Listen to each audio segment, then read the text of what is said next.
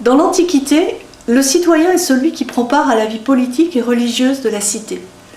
Aujourd'hui, le citoyen est celui qui s'approprie les valeurs de la République par le respect de ses règles et la connaissance des droits et devoirs qui y sont attachés.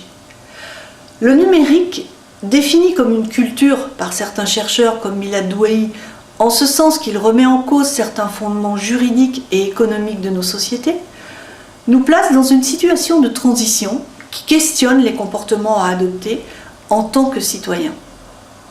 Ce changement de paradigme voit sa confirmation dans les évolutions du web et notamment du web 2.0 qui permet à tout un chacun de produire, éditer et communiquer des contenus, des services, mais également des opinions sans passer par un contrôle strict, de créer des communautés de pensée et de pratique. Cette situation modifie profondément les usages et comportements et nécessite le développement de compétences spécifiques.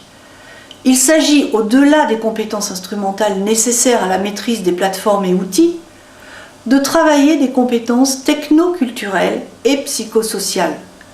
C'est à ce prix que la cybercitoyenneté pourra se définir d'un point de vue épistémologique, définition qui permettra de décrire les principes et valeurs à travailler dans ce contexte en mutation. Prenons l'exemple de l'évolution d'un média comme Le Monde, qui nous servira d'étude de cas. Le regard porté sur l'évolution du périodique montre que les usages vont, selon les cas et les périodes, refuser ou soutenir le modèle économique.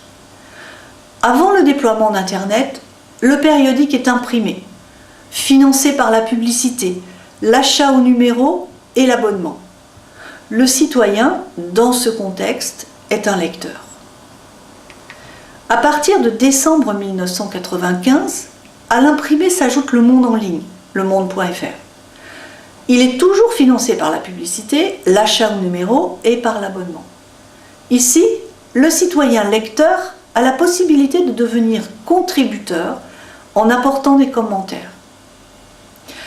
En novembre 2002, Le Monde ouvre l'accès à ses archives par abonnement.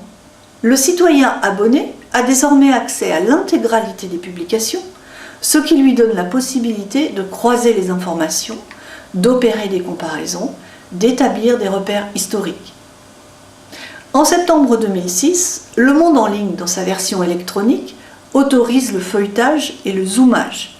Le citoyen lecteur et contributeur entre dans l'ère d'une ergonomie qui facilite la lecture. En 2008, naît l'application pour iPhone.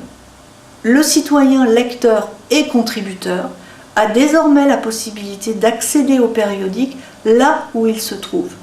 C'est l'émergence du BIOD et l'introduction de nouvelles pratiques de lecture. Plus facile, l'accès modifie les usages, accentuant les besoins de rapidité et d'immédiateté. Le marché économique suit les usages et répond aux demandes.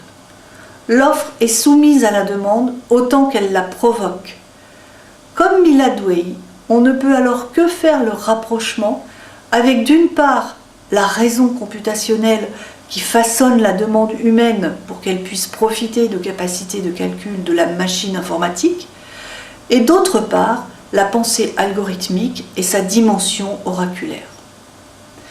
On se trouve là au carrefour du déterminisme et de la liberté.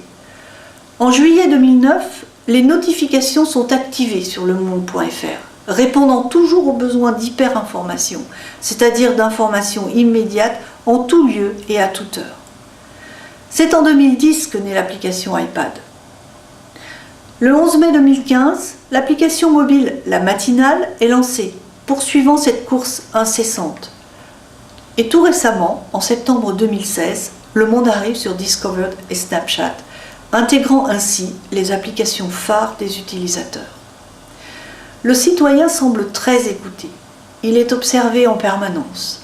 Ses pratiques sont passées à la loupe, générant une offre sans cesse renouvelée pour répondre à ses besoins. Besoins réels, supposés, induits. Une formation à ces principes économiques n'en paraît que plus essentielle. Il s'agit de travailler les compétences cybercitoyennes dans ce contexte Et l'EMI peut en être le siège, la construction de l'identité cyberculturelle et citoyenne, qui se déclinerait en 7 points. Tout d'abord, la connaissance des différents médias et de leur fonctionnement, puis la connaissance du modèle économique et de son fonctionnement. L'aptitude à différencier et classer les différents médias, l'aptitude à différencier les types de lecture des différents médias. Toutes les habiletés techniques dépassant la manipulation des outils, comme le codage. La connaissance, bien sûr, des règles juridiques et enfin l'aptitude à entrer dans la disruption. L'enjeu est ici de former le citoyen à contribuer au débat public et à assumer pleinement ses responsabilités en exerçant son esprit critique.